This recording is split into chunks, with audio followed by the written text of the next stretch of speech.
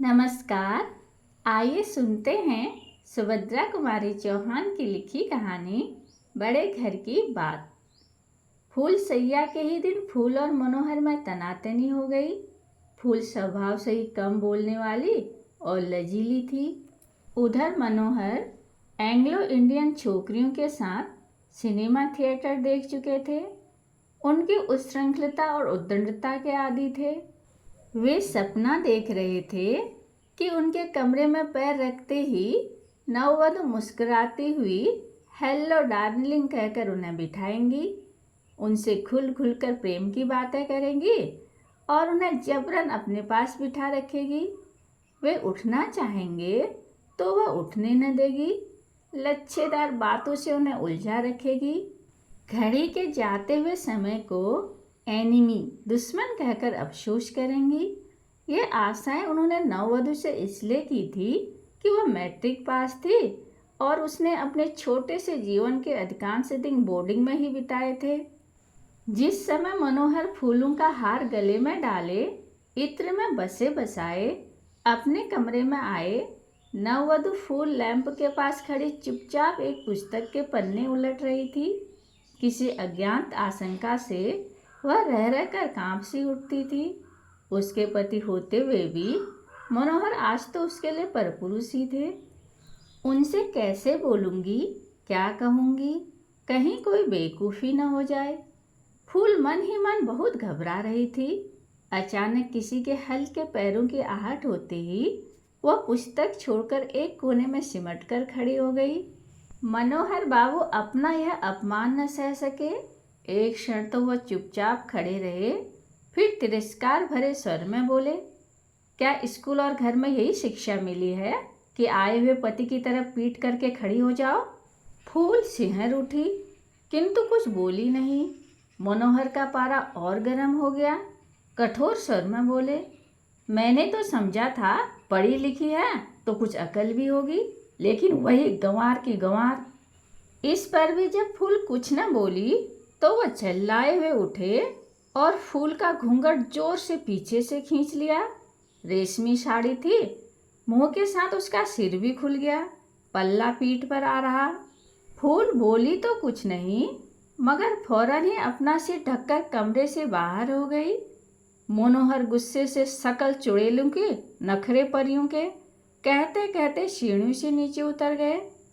फूल चुपचाप आंसू बहाती हुई खड़ी रही।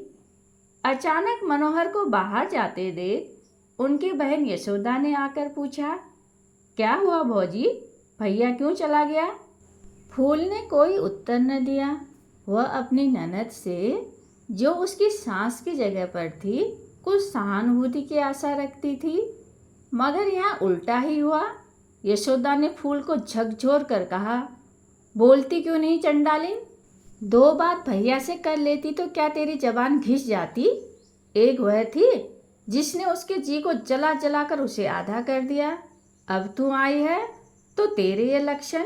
आदमी का मिजाज भी देखना पड़ता है, जिसमें खुश रहे वही करना चाहिए, पर आजकल की छोकरियों का मिजाज भी तो सातवें आसमान पर रहता है। फूल आंसू बहाती रही। ननद की बातों का भी उसने कोई जवाब न दिया। इस घटना के बाद कई दिन बीत गए। मनोहर ने पत्नी की तरफ आंख उठाकर भी नहीं देखा। वे अपने राग रंग में मस्त थे। विवाह तो उनकी बहन ने जबरदस्ती करवाया था। पहली स्त्री से एक बच्चा था। बच्चा जब तक जीता रहा तब तक तो विवाह की जरूरत न जान पड़ी, लेकिन एक दिन जब वह बच्चा भी माँ का अनुगामी हुआ तो इतनी बड़ी जायदाद का कोई वारिस तो होना चाहिए। इस ख्याल से यशोदा ने भाई के सामने रो धोकर उन्हें जबरदस्ती विवाह के लिए मजबूर किया। यशोदा विधवा थी, यह सब जायदाद भी उसी की थी। मनोहर को 6 महीने की उम्र से पाला था। मनोहर ही उसका पुत्र या भाई सब कुछ था, किंतु दोनों भाई बहन एक से रूखे स्वभाव के, तुनक मिजाज, बाहर अच्छे और भीतर खट्टे थे। मनोहर की पहली स्त्री कुमुद ने भी जिस दिन से इस देहली के भीतर पैर रखा था, एक दिन भी बिना रोए रोटी न खाई थी, और इसी प्रकार 6 महीने के बच्चे को छोड़कर एक दिन वह जहर खाकर अपनी जीवन लीला समाप्त करके चली गई। बड़े घर की बात बाहर कहाँ जाती है। हार्ट फेल हो जाने से मृत्यु हो गई कहकर मामला रफा दफा कर दिया गया। फूल ने भी ये सब बातें सुन ली, मगर अब क्या हो सकता था। उसने सोचा, खैर जैसा जो कुछ है मुझे तो निभाना ही है। अब तो यही मेरे परमेश्वर, मेरे आराध्य और देवता हैं। किसी तरह उन्हें मनाना चाहिए।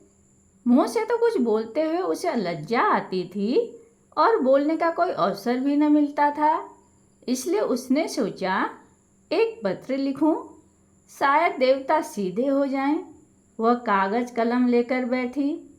बहुत सोचने समझने के बाद उसने एक पत्र लिखा।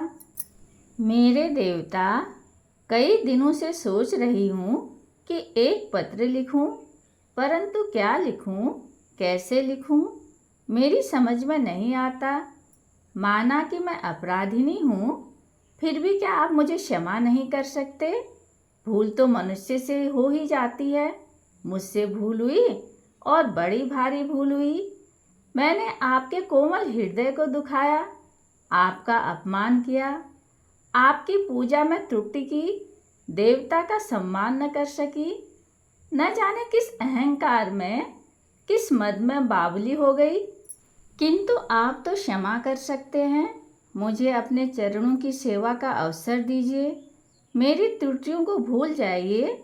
मैं आपके चरणों पर सिर झुका आपसे यही वरदान मांगती हूँ, मेरे स्वामी। आपके अपराधिनी फूल। पत्र समाप्त कर यूं ही फूल ने पीछे देखा। मनोहर खड़े थे। फिर उसी लज्जा और संकोच ने मामला बिगाड़ा। झट से पत्र के टुकड़े टुकड़े कर फूल दूसरी तरफ खड़ी हो गई।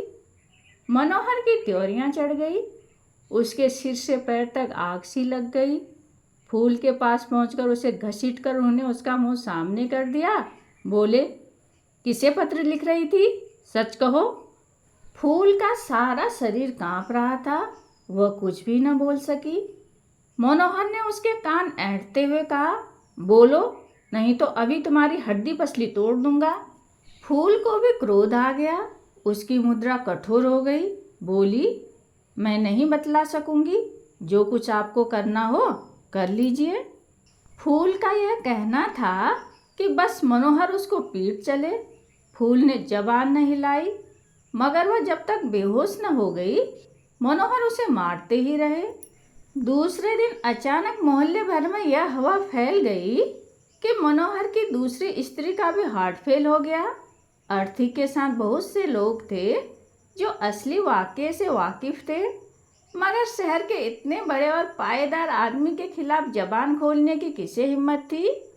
ओह, मर गई तो मर भी जाने दो, स्त्री ही तो थी, कल तीसरी आ जाएगी। कहानी सुनने के लिए धन्यवाद।